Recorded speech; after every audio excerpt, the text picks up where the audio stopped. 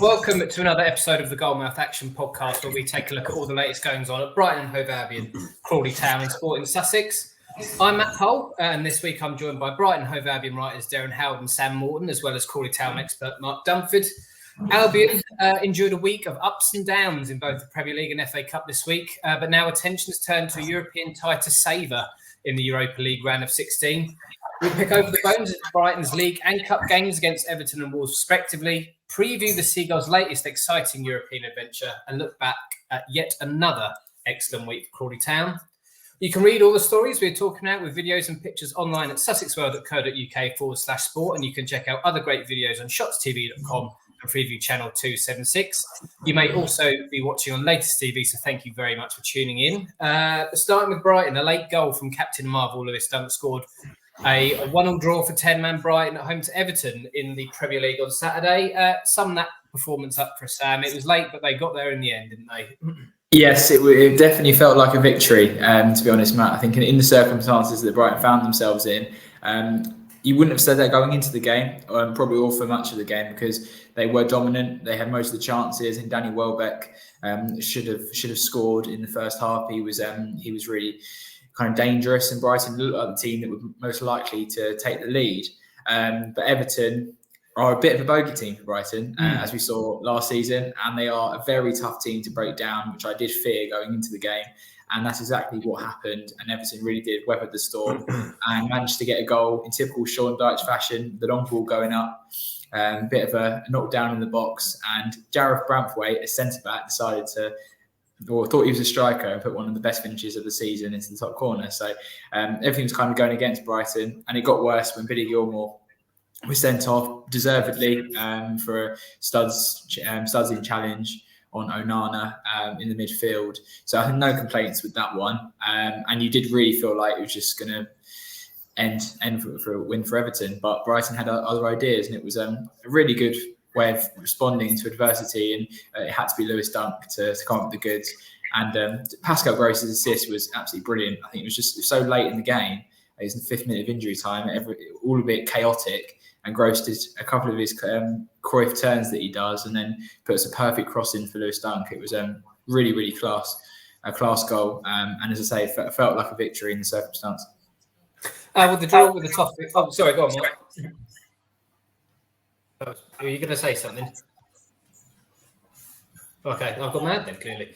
The draw with the Toffees was then followed by an FA Cup 5th round exit at Wolves on Wednesday evening. The depleted Seagulls are coming to an early Mario Lemina strike. It did kind of seem, Derren, that injuries kind of mounted and very much took its toll. Yeah, it was always going to be a tough assignment there, Matt. Wolves are playing really well at the moment, and I think when we were at the press conference just before the match, and De Zerbi revealed the amount of injuries that they've had with, the likes, they already had the existing ones, but then the likes of, Lamptey missing as well, Karen Matoma now out for the season as well, Joel Veltman, Evan Ferguson, João Pedro. It really tipped the balance in Wolves' favour. But having said that, it was a decent performance. It was an error from the beginning, an early goal. Jason Steele should have gathered the cross. Estupinian was a little bit slow on the back post, and Lemina just nipped in ahead of him to put them a lead after just 80 seconds, I think it was. But yeah, they're attacking players that they had on the pitch. Players like Adingra, who have been really good for Brighton lately. He was just a bit off just a little bit wayward with his final pass and his finishing. Facundo Boniote as well. He was just a little bit, just wasn't quite there. They didn't have the sharpness in front of goal that they usually had. And Sam mentioned Pascal Gross as well, who against Everton is, you can always rely on Pascal Gross to deliver that killer pass. But even against Wolves, his set pieces just weren't quite on the spot. So, but yeah, just one of those things. No lack of effort. There were, no signs of taking it easy, but it just a little bit of lack of quality. And Wolves are a very good Premier League team, really. But there were a couple of good points as well. Encouraging debut for full debut for Cam Papignon as well. He played on the right hand side in the first half and looked pretty good. He was kept things simple, picked the right pass at the right time. So that was quite good. And also Valentin Barco as well. He had a good little cameo towards the end, a really good 10 10 minutes. There was one ball in particular he whipped in with his left foot, which teed up a chance for Welbeck.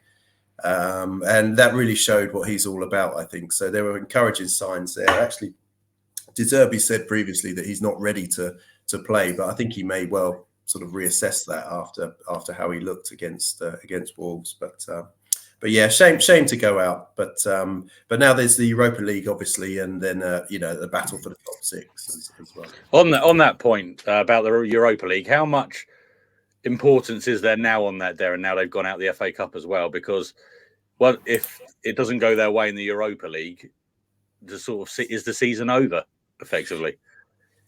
There's still that fight for the top 6, but there's no doubt about it. This Europa League tie is a glamour tie against Roma. So yeah, I think you're right. There will be extra importance and extra emphasis placed on this. And there's been sort of a few rumours this week that De Zerbi will be on his way at the end of this season, and Pascal Gross may be looking. Joel Veltman may move. There's Adam Webster is something in that as well. So I think he's like this sort of crux of players that they would love to go out on a high, and if they do indeed leave, and I think this Europa League, that's going to mean everything to them now. Yeah. Going back to that defeat to Wolves in the FA Cup, Sam, does that kind of feel like a missed opportunity for Albion, because the draw for the quarterfinals was held before, I think it was while the game was being played, and they would have ended up with Coventry City, and you're looking at that and going, oh, Brighton could well be in another semi-final. Yeah, I agree. It definitely is an opportunity missed, and as Derren said, they had lots of injuries. It was a game that I didn't expect Brighton to win, in all honesty, and obviously that early goal really did. It was the worst possible start, wasn't it? And they were constantly then trying to fight back, and they didn't have all the players to be able to really, really make an impression and to turn the game around. I think with everyone fit, I would have backed them to do that. And they really did struggle to create any clear-cut chances at all, and that is a real frustration. In as you say, a massive opportunity to go one further than they did last season. Obviously, losing in the semi-final to Man United, this would have been a brilliant opportunity to get another semi-final and then try and get to the final. So that was a real shame, really, and frustrating that all these injuries have come up at the same time once again. And I know obviously lots of teams have had injuries this season, but it does seem Brighton have been particularly hard done by with the nature of the injuries, and the players that have had them. All key players all seem to be out at the same time. So really frustrating in that sense. But I think, there's been some talk again of the goalkeeping situation after the result last night. I think Jason Steele's come under fire again he kind of flapped at the ball, didn't he, with the cross that came in. He didn't cover himself in glory at all. And I've said it all season. I think they need to stick to one goalkeeper. And I think Verbruggen's definitely been the better of the two. So it is a bit surprising that in these key games that he does seem to still go for the option to rotate. But I'll be very shocked if Verbruggen doesn't start in Europe in both games against Roma. And he has been the go-to European goalkeeper on most occasions. So I think I'd expect that to continue. You got to remember as well that Wolves have got England's next manager, Gary O'Neill. I know I teased that last week. I might modify my statement a little bit and say he's a future England manager, maybe not the next one. But he has done a great job at Wolves, and I agree. I think he's really got something. I really think he's a great manager. It'll be Eddie Howe, don't you worry. Moving on to, you mentioned Europa League there. Although Albion do visit Fulham in the Premier League on Saturday, I think most supporters will be eagerly anticipating the Seagulls' trip to Roma on Thursday evening. And I believe Mr. Dunford and Mr. Morton, you will both be in attendance. We will, looking forward to it. Yeah, I think Sam's at Craven Cottage on Saturday, and then the Stadio Olimpico on Thursday. So exactly. I really look forward to it. No, it should be good. But Derren, go. You think about how far Brighton have come, and you've heard all these things about them barely staying in the Football League and things like that. But how much of a pinch me moment must this be for Albion fans? You're taking on the cream of European football here, aren't you? Was a Europa League finalist last season, I think. Yeah, under Mourinho, Europa League finalists, and they've got some great players there as well. But yeah, what a draw! A brilliant draw. To go to a city like Rome, take in the city and play a team. They're football crazy in Rome as well. So you'd expect a fantastic atmosphere as well. And I really think the experience that they had in Marseille when they went 2-0 down and got it back to 2-2 in a really hostile atmosphere as well, that will stand them in good stead. And I fully expect Brighton to go there and really put in a strong display and take them back to the Amex and get through. Like you say, Roma are, such an established, huge club. But if you look at it in the here and now, they've been finishing sort of 6th in the Serie A for the last few seasons, and Brighton are, the top end of the Premier League. So in the actual here and now, the players that they've got at their disposal compared to the players that Roma have, I think Brighton are more than a match. But yeah, you can't deny that it's the history of Roma and where Brighton have come from is a fantastic story for them. But it's incredible. I think with having played, well. Sorry. Yeah, sorry. I was just going to say, having played Marseille and Ajax as well, and now Roma, incredible. Yeah, Amsterdam, Marseille, Athens. What great trips for Brighton fans. Fantastic. It'll be a massive dance squid when they end up going to deepest, darkest Azerbaijan after seeing off Roma. But if they do that, they'll be one step closer to the final, wouldn't they? So good luck to them. Best of Sussex luck to Brighton next week. Thank you very much for this part, chaps. We're going to take a quick break. And when we come back, we'll be talking all things Crawley Town. Crawley Town made it 3 consecutive League 2 victories and clean sheets with a 1-0 win at Accrington on Saturday. Sum that performance up for us, please, Mark Dunford. Yeah, so obviously the sort of Tuesday before, they beat AFC Wimbledon 1-0, and it was just like the greatest performance ever by a Crawley Town team. This one wasn't quite so much. Scott Lindsay wasn't quite so enthusiastic after this one, let's say, because, you look at the stats. Accrington had 23 shots on goal compared to Crawley's 9. I think Corey Dyer says he had to make 10 saves in those 23 shots and that. And I think that's what Scott Lindsay said afterwards. It was he doesn't want to have to rely on his goalkeeper to win them games.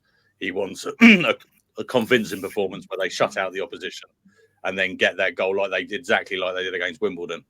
But he said, obviously, it sort of doesn't matter at this time of the season. It's about getting the results. And Lindsay referred to the interview John Coleman, the Accrington Stanley manager, did before the game, saying nobody in the league seems to want to take control of it. You look at Stockport; they lost the game on Tuesday night. Not Stockport, sorry, Notts County lost on Tuesday night to Sutton at home. Wrexham drew at Forest Green, and just no one wants to seem to take it. And then you look at teams. There's Walsall, I think, have won 4 games on the trot. Crewe are on a really good run, unbeaten in 5, I think. And Crawley now unbeaten in 4, winning 3 of those with clean sheets. So, I think at this stage of the season, I think Lindsay's just happy to get through the games, winning and with a clean sheet. I mean, he goes on about XG a lot. They've had really low XG in the last few games, but what does that matter if you're winning the games 1-0? Yeah. Does it not show you're being? I don't really understand XG. Does that not show how clinical you're being if you've got a low XG and you're winning games? I don't know. How does it work? I think so. I think it does. Yeah, sorry. Sam, you might be able to understand it more than me. Yeah. That's basically what it means. It just means you've not Mm. created that many chances, but if you're outperforming your XG, it means that you are just being incredibly clinical with the chances you're creating. But there is an argument that is not sustainable. So if you're not creating a high XG, it means that in future games you might struggle to score. I think that's the argument. It was the biggest one ever in the Premier League, Alan. Was it Man City had the 7.2 XG or something? Was it something like that? But to have a 0.39 XG, I mean, I imagine the data-driven American owners will look at that and think, "Oh, that's not very exciting." But you say that the cold hard facts, Mark, are that they are 9th in League 2 and just 4 points off the playoffs. Also saw that the Reds have exceeded both their goals scored and points total from last season, although that was kind of a season to forget. With all that in mind, Sam, is there any pressure at all on Crawley now between now and the end of the season to do anything, or is that the playoffs dangling in front of them making it a little bit more spicy? I wouldn't say there's any pressure. I think it's just excellent they have something to play for. I mean, it's kind of unheard of, really. I don't think we've ever had this situation where it's so late in the season and Crawley can still feasibly finish in the playoffs. Certainly, I can't remember a time like that. So I think it's just really exciting they have something of that level, of that weight to play for, and to really kind of do their best to get there. And I don't think there's any pressure. I think there's lots of teams that are going for it, and all they can do is just keep winning games like they're doing and see where they end up. But it's just incredible how far they've come. I think only this time last season were genuine fear that they're probably going to get relegated, and now we're talking about a possible playoff race. So. Well, it's actually in their it's in their hands, isn't it? Because they've got the game in hand. If they win all their games, they will finish in the playoffs, which is crazy. It's crazy. Yeah. So fingers crossed they do it, because it will be really exciting. Well, FC Wimbledon game, as mentioned, they won at Wimbledon last week, and post match, I think Danilo Orsi said to you, Sam, that Crawley have proven a lot of people wrong this season. Mark, are the Reds relishing the fact that they've kind of upset the apple cart and kind of put people's noses out of joint? I think they are. They're doing it in a very non-sort of arrogant, showy way, I think. Professional, I think we'll call it. A very professional way, because they've never said this year what their ambitions and targets were and where they think they can finish. I mean, the way Scott Lindsay talks about that, you get the impression that they felt they were always going to finish a lot higher than anyone ever expected. But I don't know, every time I speak to Scott, I just get that impression that he always knew that they were going to really be there or thereabouts around the playoffs. But like I say, not in an arrogant way or anything, but just he knew he knew the team he'd got together, and he knew if they gelled, they could do something special. And even if they don't reach the playoffs, I think they still have done something really special this year. But to reach the playoffs, it would be incredible. But with the likes of Danilo Orsi, I mean, they didn't get the backup striker they wanted in the January transfer window. I think he's played something like 30, would have played 36 games, 37 games now, and he's never played that apart from in the non-league. But he's never played that in the professional, in the EFL. Like Grimsby last year, I think he only played about 20 games or something like that. So it is incredible what they've achieved with the players they've got. So I think they are really relishing it, and they got a couple of. It's in the back of their minds, though.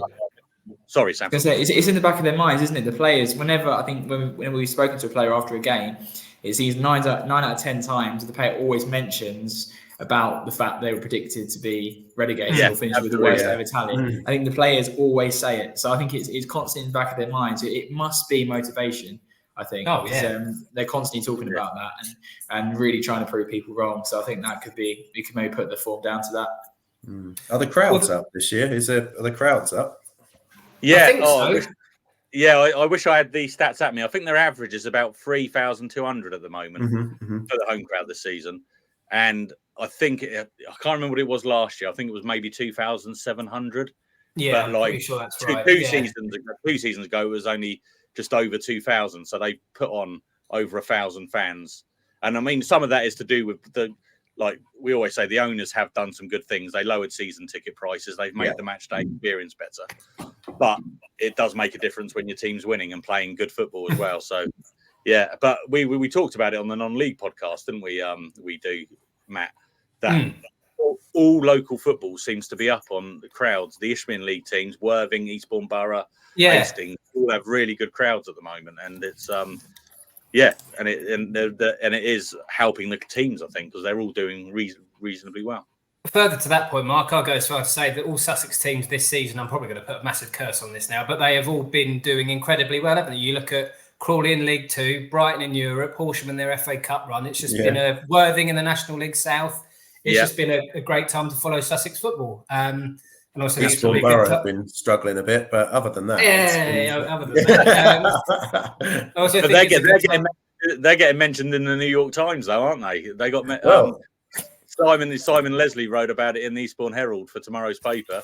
Yeah, Eastbourne Borough got mentioned in the New York Times this week. So I don't know, I can't remember why, but we'll assume it's positive.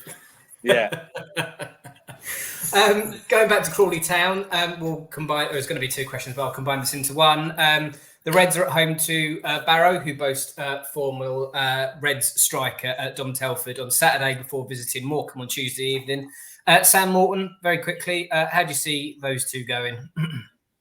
Really tough games. I think obviously Barrow particularly is a massive one because they're so close in the table. But Barrow aren't on the best run of form. They've only won 2 games in 2024 and they've lost 3 on the bounce.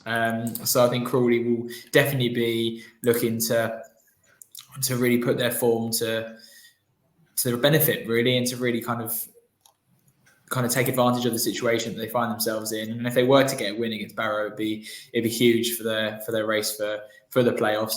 And Morecambe, I think they're another tough game. They're also really close to Crawley in the table, just 1 point behind. So I think both of those are really crucial games. And I think Crawley were to come out of these games with even 4 points, I think that would be brilliant. But I see no reason why they can't aim for 6 in the form they're in, and against two teams that they definitely beat on their day. I was going to quickly ask you, Mark, before we go and score predictions, would 4 points constitute a good week for Crawley? I think it will. I think obviously Scotland will be targeting 6, but I think 4 points would be a very, very good return, especially with one being away. But the home form hasn't been as good as the away form in recent games. They won their last home game against Forest Green, but before that they lost to Morecambe and to Salford. So yeah, they really want to look at turning that home form round. But if they can get 4 points, it'll be a really good return. Absolutely. Well, best of luck to the Reds this week. Lastly and finally, score predictions. Starting with you, Derren. We start with Fulham against Brighton in the Premier League on Saturday. How do you see that one going? It's another tough game to call, I think. Yeah, I'm a bit worried for Brighton for that one, actually, because Fulham did well at Man United. I'm going to go 1-0 Fulham, unfortunately. Ooh. Sam, how do you see that going? Yeah, I'm also a bit concerned about how it's going to go. I'm going to go for a draw. I'll say 1-0 draw. Finally, Mark, do you see Brighton getting anything out of that trip to West London? Yeah, well, I think they will, but I think they'll only get the best they can hope for as a draw. I think I'm going to go for 2-2. We can make it a bit more exciting. But am I thinking right that Brighton haven't got a great record against Fulham in the Premier League, or am I? They have struggled. Yeah, you're right. They have struggled against Fulham in recent seasons. Yeah. I remember going to cover Fulham Brighton many moons ago, and it's when Fulham had Andre Schürrle, and for about the first 45 minutes, this 70-year-old woman gave him nothing but grief. And he was hauled off at half-time, and she got up and punched the air when his name came up and he was substituted. So that's my interesting anecdote about Fulham v Brighton. But anyway, moving on to Thursday night, I think this is, we'll say this is the big one, Roma v Brighton. Sam, I'm more optimistic about Brighton getting something out of this one than I am against Fulham. Do you agree with that?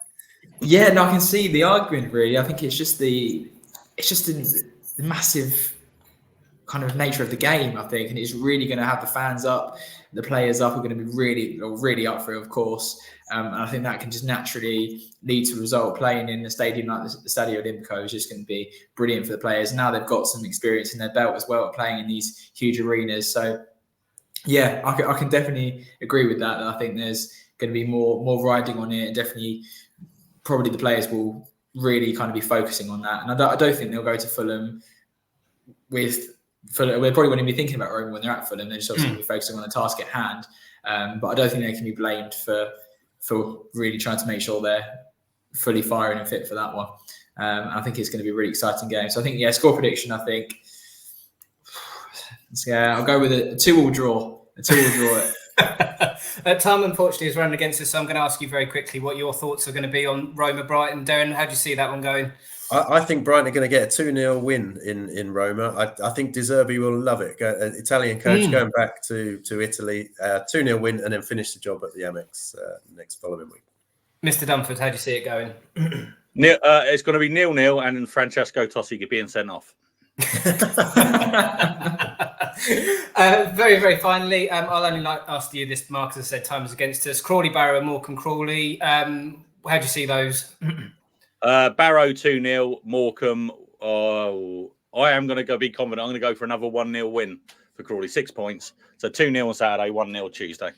Excellent. Fingers crossed for that. Thank you very much for joining us this week, chaps. You can catch up with all the latest sports news covering everything we've talked about today at SussexWorld.co.uk. And you can watch more excellent videos on ShotsTV.com and Freeview Channel 276. Thank you very much for listening, and we'll see you all next week.